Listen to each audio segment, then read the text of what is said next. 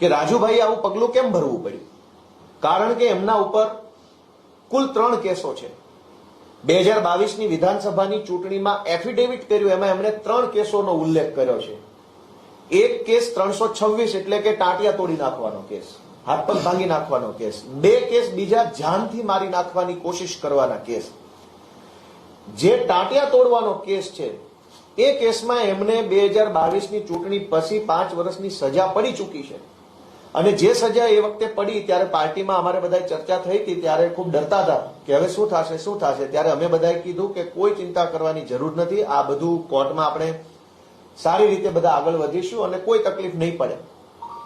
અને બાકીના જે 2 અલગ અલગ કેસ, 307ના 2 કેસ, એ બંને કેસોમાં રાજુભાઈની આજે કોર્ટની અંદર સુરેન્દ્રનગરની કોર્ટમાં મુદત છે. હું પુરાવો સાથે લઈને આવ્યો છું. રાજુભાઈ ઉપર જાનથી મારી નાખવાની કોશિશ કરવાના 2 કેસો છે. બંને કેસમાં સુરેન્દ્રનગરમાં આજે જ તારીખ છે, 12મી ફેબ્રુઆરીના રોજની તારીખ આજે કોર્ટમાં છે.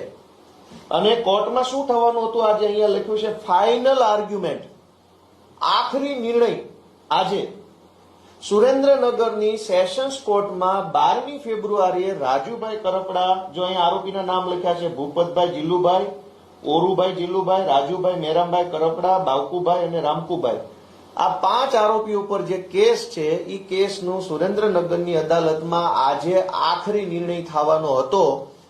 એટલે ભાજપ તરફથી એમના ઉપર પૂરું દબાણ કરવામાં આવ્યું કે જો 12 તારીખે પ્રેસ કોન્ફરન્સ કરીને આમ આદમી પાર્ટી ઉપર સ્ક્રિપ્ટ પ્રમાણેના આરોપ નહીં લગાવવામાં આવે તો કોર્ટમાં કંઈ પણ થઈ શકે છે.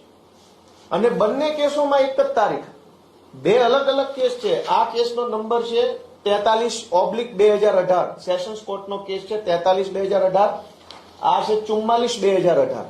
બંને કેસમાં આજે ફાઇનલ હિયરિંગ છે. અને જો રાજુભાઈ આજે આ પ્રેસ કોન્ફરન્સ કરીને ભાજપે આપેલી સ્ક્રિપ્ટ પ્રમાણે આરોપ ન લગાવતા તો કદાચ આજે એમને કોર્ટની અંદર કોઈ મોટી સજા મળવાની સંભાવના હતી.